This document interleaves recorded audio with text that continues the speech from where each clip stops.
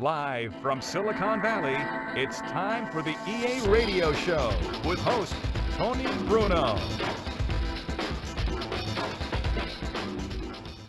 Hello, sports fans. Thanks for tuning in. I'm Tony Bruno. We have a great preseason broadcast for you today with plenty of big news from around the NFL. Great show today. A head coach will take time to speak with us, so stay tuned to hear what he has to say.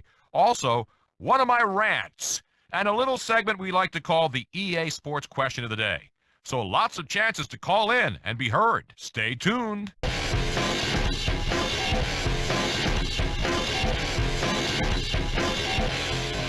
A little bit of trivia now, so if you want to win something cool, something you've been looking forward to owning, then listen up because here it comes.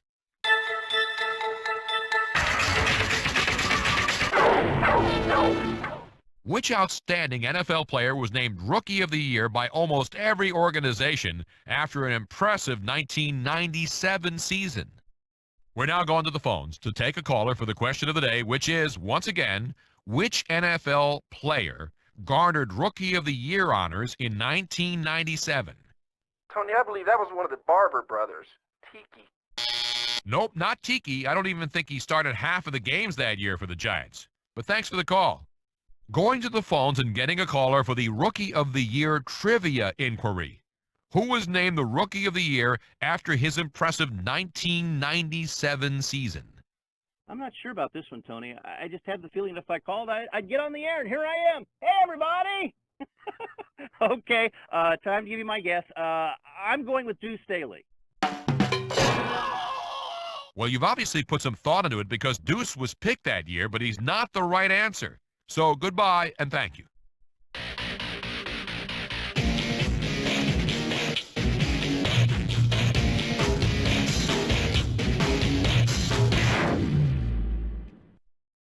All right, listeners, we have a special treat for you. One of the most respected head coaches in the NFL is now on the line, and we're honored to have him with us. Coach Dick Vermeil. Thanks for being on the show today, Coach. Thanks for having me, Tony. Coach Vermeil, what do you hope to accomplish first and foremost in the preseason? First, to get enough playing time for the guys that you know are going to be starters, usually no more than a quarter a game.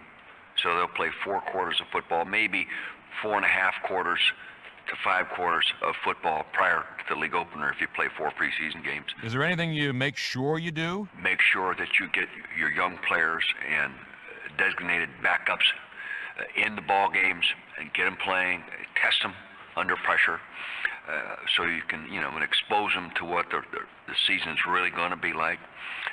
And then number one is keep them healthy.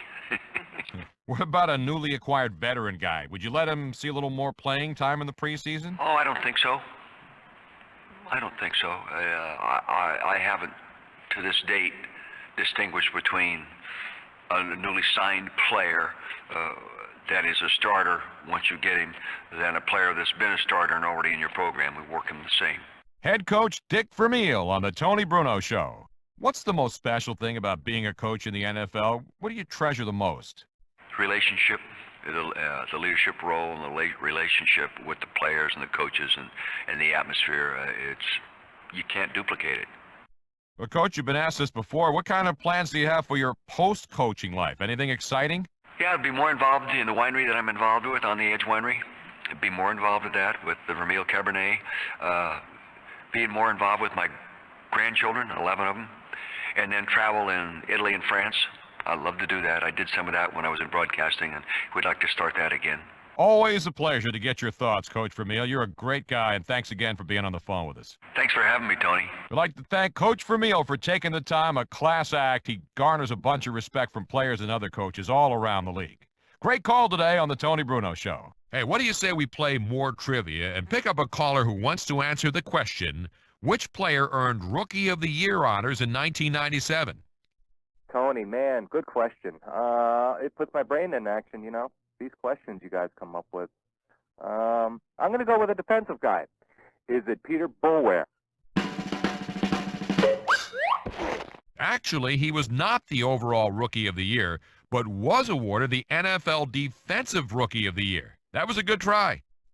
All right, then, time for another caller for the question about a certain star player who was voted Rookie of the Year in 1997. Who was he? Warwick Dunn, one of my favorites, Tone. That's right. He gained 1,440 yards that season, which stands today as a Buck rookie record. And you know something else about Mr. Dunn? He's one of the true good guys, giving back to the community through his Homes for the Holidays program, which helps single moms buy homes. Warwick Dunn, someone we can all look up to.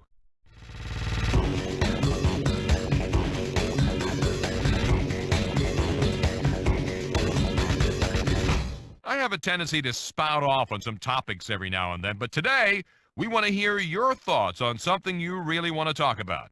Hey, how about we start right now? Hi, you're on the air with Tony Bruno.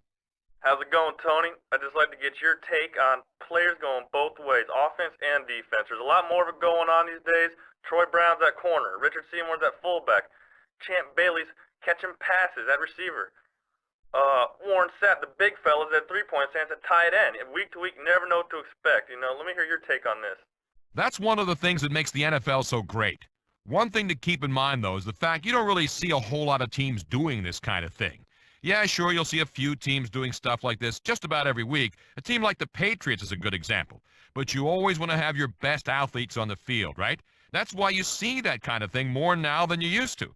Another byproduct of the salary cap, in my opinion. Think about it from the player's point of view for a second. When you ask Mike Vrabel what play he remembers most from his career, do you think he'll start telling you about the time he sacked Joe Quarterback?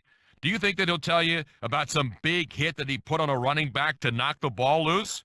Or do you think he'll tell you about the certain pass reception that you all remember? That's the thing. A lot of the times you see someone playing a position they normally wouldn't, and you know that a big play could be right around the corner. Okay, we'll have to leave it at that. Thanks for tuning in to EA Sports Radio. We had a good discussion about the upcoming season. Good luck to all of your teams.